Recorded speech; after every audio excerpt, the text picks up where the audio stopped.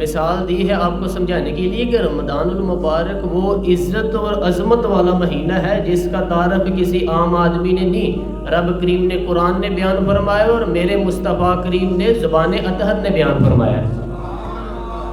دیکھیں نا، آنے سے پہلے حضرت سلمان فارسی رضی اللہ تعالیٰ عنہ کہتے ہیں رمضان شروع ہونے سے پہلے نبی پاک نے ہمیں مسجد میں بلوایا اور خطبہ ارشاد فرمایا، لوگوں تم پر ایک مہینہ آنے والا ہے جس میں اللہ اپنے بندوں پر خاص قسم کی رحمتوں کا نزول فرمائے گا۔ خود رسول پاک ہمیں کس قدر زیادہ اس مہینے کا اکرام کرنا اور کس قدر زیادہ اس کو اہمیت دینی ہے اور کس قدر زیادہ ہمارے لیے وہ باعث عظمت ہے کہ جس مہینے کی فضائل خود رسول پاک علیہ السلام نے بیان کی ہے، اور نبی پاک صلی اللہ علیہ وسلم نے فرمایا کہ اس مہینے میں تم نفل پڑھو گے تو اللہ فرض کے برابر ثواب دے گا، اور فرض کا ثواب اللہ 70 گنا عطا فرمائے گا۔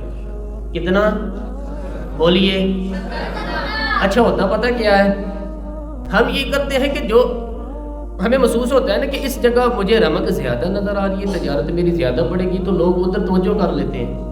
وہ خدا کے بندوں، صحابہ کے مزاج دیکھیں، جہاں انہیں پتہ چلتا تھا نا کہ اس نیکی کا ثواب زیادہ ہے تو وہ بھاگ کر اس نیکی کی طرف توجہ کرتے تھے۔ آپ صحابہ کی سیرت کی کتابیں دیکھیے، حضرت انس بن مالک رضی اللہ تعالیٰ عنہ فرماتے ہیں جب نبی پاک علیہ السلام نے رمضان کی شان بیان کی تو صحابہ کا یہ مزاج بن گیا کہ وہ اپنے سارے کام رمضان سے پہلے سمیٹ لیتے تھے۔ رمضان شریف سے پہلے سارے کام، لین دین کے سارے معاملات، خریداری ہو جاتی، گھر کے اندر کوئی کام کرانا ہوتا تو وہ رمضان سے قبل کرا لیتے۔ یکم رمضان کو وہ مسجدوں میں ڈیرے لگا لیا کرتے، وہ کہتے تھے نیکیاں جمع کرنے کے لیے آئے ہم، نیکیاں۔ دیکھیں نا، سب سے مصروف ترین زندگی ہمارے نبی پاک صلی اللہ علیہ وآلہ وسلم کی زندگی ہے۔ 23 سالوں میں نبی پاک علیہ السلام نے 2300 سالوں سے بھی زیادہ کام کیا۔ بڑا مصروف وقت تھا حضور علیہ السلام۔ میرے بھائی یاد رکھو، اگر بدر میں جانا میرے نبی کی سنت ہے تو غار حرا میں چپ کر کے بیٹھ کے اللہ اللہ کرنا بھی میرے نبی کی سنت ہے صلی اللہ تعالی۔ اگر احد میں، خندق میں، حنین میں، میدان میں رہنا حضور علیہ السلام کا طریقہ ہے تو غار ثور میں 3 دن اللہ اللہ کرنا بھی نبی پاک کی طریقہ ہے۔